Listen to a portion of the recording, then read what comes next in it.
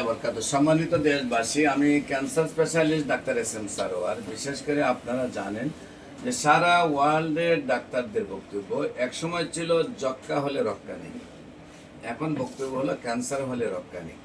একসময় যক্ষ্মা হলে মানুষ মারা যেত, একসময় টাইফয়েড জ্বর হলে কোনো না কোনো অঙ্গ চলে যেত, একসময় বসন্ত রোগ হলে সমস্ত শরীর পাটা টুকার মতো হয়ে যেত, এমনকি রুগীকে বাইরে নেওয়া হতো, বাড়ির বাহিরে। এমনকি আমাদের একজন নবীকেও পাহাড়ে নেওয়া হয়েছে বসন্ত রোগের কারণে।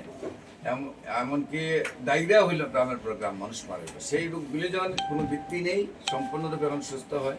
এমনই বর্তমানে ক্যান্সার, কিডনি, থ্যালাসেমিয়া, এইডস রোগ সারা ওয়ার্ল্ডের ডাক্তারদের বক্তব্য যে সেইগুলো হলো মরণবিধি। চিকিৎসা করতে লাগে মাসে কয়েক লক্ষ টাকা, আবার রুগী একসময় চিকিৎসা করতে করতে মৃত্যু হয়। এমনই একজন মৃত্যুকে যিনি বিজয় লাভ করেছেন, মৃত্যুঞ্জয়ী সেই ব্যক্তি আমাদের সামনে বসা।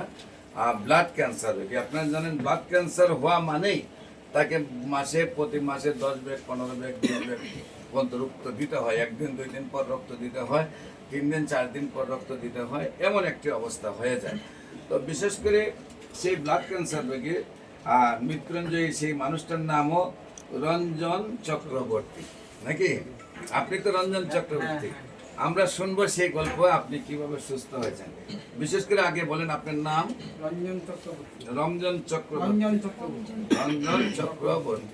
আপনার পিতার নাম? রাখাল চন্দ্র চক্রবর্তী। আপনার গ্রামের নাম? কামাল্লা। Post office? থানা? মুরাদনগর। জেলা? কুমিল্লা। আপনার কি হয়? বাবা। আপনার নাম কি? রণবীর চক্রবর্তী। রণবীর চক্রবর্তী। আপনার পিতার নাম? রঞ্জন কুমার চক্রবর্তী। আপনার আম্মুর নাম? জয়রানী চক্রবর্তী। আপনাদের গ্রাম? কামাল্লা। পোস্ট অফিস হইল কামাল্লা, থানা মুরাদনগর, জেলা হইল কুমিল্লা। ঠিকানাটা দিলাম মানুষ যাতে আপনাদের সাথে যোগাযোগ করতে পারে। আচ্ছা, বিশেষ করে আপনি কি অসুস্থ হয়েছিলেন, কোথায় ডাক্তারের কাছে গেছেন, কিভাবে রিপোর্ট করেছেন, কি ধরা পড়ছে, কি চিকিৎসা করেছেন এবং কিভাবে সুস্থ হয়েছে, আপনি একটু যদি আপনি নিজে একটু বিস্তারিত বলেন। 4 মাস আগে, 5 মাস আগে, 6 মাস আগে আমার ব্লাডে ডেঙ্গু পজিটিভ ছিল। প্রথম ডেঙ্গু যে পজিটিভ হয়েছে কোন ডাক্তারের কাছে ধরা পড়েছে? আমরা প্রথম ডেঙ্গু পজিটিভ কুমিল্লা টাওয়ারে ডেঙ্গু পজিটিভ ধরা পড়ে। তারপর ওনার প্লাটিলেট কাউন্ট কমতে থাকে, হিমোগ্লোবিন কাউন্ট কমতে থাকে। তারপর আমাদেরকে কুমিল্লা টাওয়ার থেকে বললো যে আমাদের তো প্লাটিলেট অ্যারেঞ্জ করার কোনো নেই, আপনি বরং কুমিল্লা মেডিকেলে নিয়ে যান। তারপর কুমিল্লা মেডিকেলে নিলাম।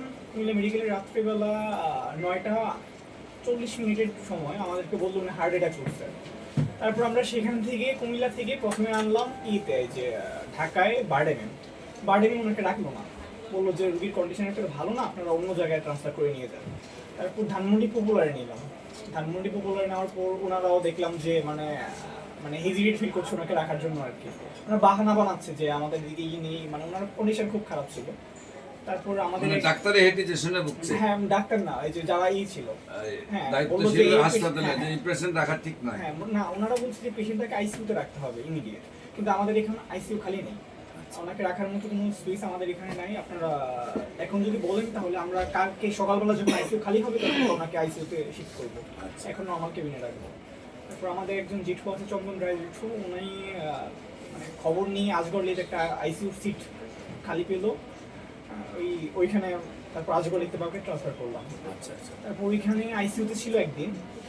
তারপর আইসিইউ থেকে শিফট করে এইচডিটিউতে দিল, অনেকটা রিকভারি দেখলাম। কিন্তু পরবর্তীতে আজগর লিখতে কয়েকদিন রাখা করলো ডেঙ্গু নেগেটিভ, কিন্তু প্লাটিলেট কাউন্ট আর হিমোগ্লোবিন কমছে না, মানে বাড়ছে না। এগুলো আস্তে আস্তে কমতে থাকতেছে। তারপর আমরা 9 বার সিবিসি টেস্ট করালাম ঢাকা মেডিকেল থেকে, দেখলাম যে প্রত্যেকবারই কমতেছে, বাড়তেছে না।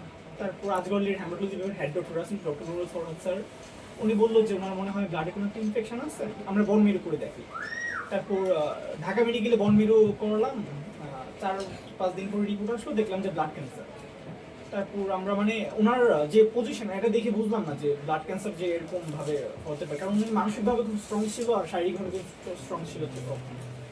তারপর আমরা আবার কিছুদিন পর 4-5 দিন পরে আমরা আবার বন মিরু করি, সেই স্যাম্পলটা আমরা দিল্লিতে পাঠালাম। দিল্লি একটা হসপিটাল, সেখানে পাঠালাম এক পরিচিত ব্যক্তির মাধ্যমে। আর ওই হসপিটালে মানে এক ডক্টর আছে আমার পরিচিত ডক্টর, ওইখানে পাঠানোর পর ওইখানে রিপোর্টটা আসলো 18 দিন পরে। 18 দিন পরে আসার পর সেম রিপোর্ট, ব্লাড ক্যান্সার। কিন্তু ওইখানের মাধ্যমে রিপোর্টের মাধ্যমে বুঝতে পারলাম যে এটা মানে একদম প্রথম অবস্থায়, এটাকে ব্লাড ক্যান্সার মানে ব্লাড ইনফেকশনই বলা হয়, প্রথম অবস্থায় ছিল। তখন আমরা আবার আজগলিতে ভর্তি হলাম। উনি নর্মাল একটা প্রবলেমের জন্য শ্বাসকষ্ট হতো, আজগলিতে ভর্তি হলাম। ভর্তি হওয়ার পর ওনার কন্ডিশন খুব খারাপের দিকে যাচ্ছিল। তারপর হার্টে একটা প্রবলেম ধরা পড়লো।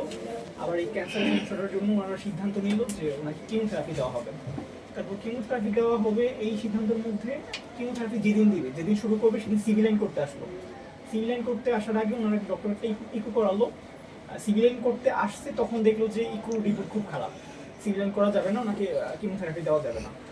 ডক্টর হ্যামাটোলজি বিভাগের যে নুরুল ফরাজ স্যার, উনি হেড ডক্টর, উনি বললো যে ওনাকে বাঁচিয়ে রাখলেও আপনারা মানে খুব কম সময় পাবেন, বড় জোর 1 মাস সময় পেতে পারেন। অক্টোবরের 3 তারিখ কথা বলছিল, মানে নভেম্বর 3 তারিখ পর্যন্ত। তারপর আমাদের যেটুকু খুব আপনার সন্ধান নিল, ডাক্তার বললে কি আপনার সর্বোচ্চ উনি 1 মাস বাঁচবে? হ্যাঁ মানে কে 1 মাস বললো? বাঁচাতে। কোন doctor? Nurul Faraz sir, Dhaka Azgar Ali hospital, Dhaka Asgar Ali pathology বিভাগের হ্যামাটোলজি বিভাগে হেমাটোলজি বিভাগের সিনিয়র ডক্টর। Senior doctor. উনি বললেন উনি ঢাকা মেডিকেলও বসে। বলছেন সর্বোচ্চ আর মানে 1 ওনার মাস। কন্ডিশন তখন খুব খারাপ ছিল, মানে বলার মতো না, অনেক খারাপ ছিল। আমরাও চিন্তা ভাবনা করি নাই যে উনি এতটা মানে ভালো হয়ে উঠবে খুব দ্রুত। তারপর আমাদের এক জেঠু পরিচিত চন্দন রায় জেঠু, উনি আপনার সন্ধান পাওয়ার পর আমাদের কাজগড়ি থেকে শিফট মানে বের করে একদম ডিরেক্ট শুক্রবার দিন, তখন এটা মানে ফার্স্ট দিন শনিবারে, মানে শুক্রবারে আপনি আসছিলেন। আমাদের শুধু একজন রোগী ছিল, আমরা ছিলাম তখন। সুজিত দাদার মাধ্যমে আপনার হলো। তারপর আস্তে আস্তে গত ওই মাস থেকেই যখন ওষুধ আস্তে আস্তে খাচ্ছিল, প্রথম খুব অসুবিধা হচ্ছিল ওষুধগুলো খেতে।